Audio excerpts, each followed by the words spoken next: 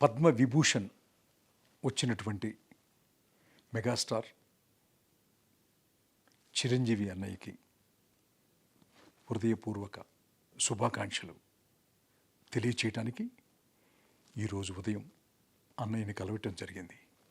ఈ భూమి మీద పుట్టినటువంటి అందరూ అని చెప్పను కానీ కొంతమంది ఎప్పుడోకప్పుడు ఎక్కడో చోట చిన్న తప్పు చేస్తారు, తప్పుగా మాట్లాడతారు అన్నది నగ్న సత్యం. దాదాపు 45 సంవత్సరాల వయసున్న నేనే నన్ను నమ్మి నాకు ఇంద్రా సినిమాని ఇచ్చినటువంటి చిరంజీవి గారిని ఒక బ్యాడ్ టైంలో ఇన్ఫ్లుయెన్స్డ్ బై ది సంబడి, పేర్లు చెప్పను, మాట్లాడటం వల్ల నా భార్య, నా బిడ్డలు, సమాజం, నా చెల్లెలు, నా బావ, నా మిత్రులు అందరూ కూడా నన్ను భయంకరంగా తిట్టారు. ఆ క్షణం నుంచి మీతో మాట్లాడే ఈ క్షణం వరకు కూడా నేను ఎంతో చాలా మదనపడ్డాను. క్షమాపణ ఎన్నోసార్లు భగవంతుడి ముందు, స్నేహితుల ముందు నాలో నేను అంతర్మదనం చెందాను. ఎప్పుడు అన్నయ్యని ఎదురుపట్టడం జరగలేదు.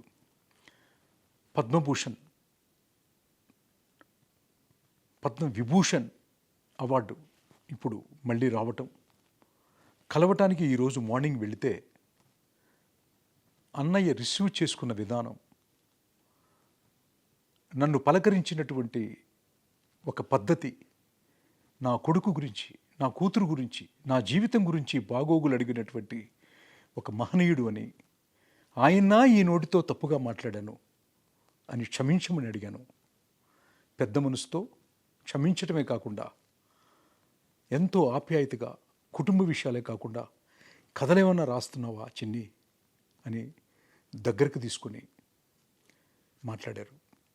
అన్నయ్య, ఇంకెప్పుడు ఈ పెదాల నుంచి ఎవరిని తప్పు మాట్లాడనని మనస్ఫూర్తిగా మరొక్కసారి క్షమించమని అడుగుతూ, కలిసి పనిచేద్దాము, ఏమన్నా కథలుంటే చెప్పమన్నారు.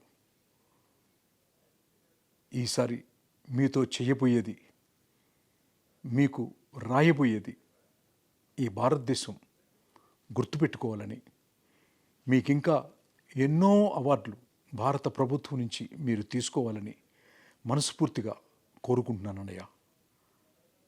వచ్చే జన్మంటూ ఉంటే మళ్ళీ మీ తోబుట్టుగా పుట్టాలని మనస్ఫూర్తిగా కోరుకుంటూ, I'm sorry my dear brother, extremely sorry.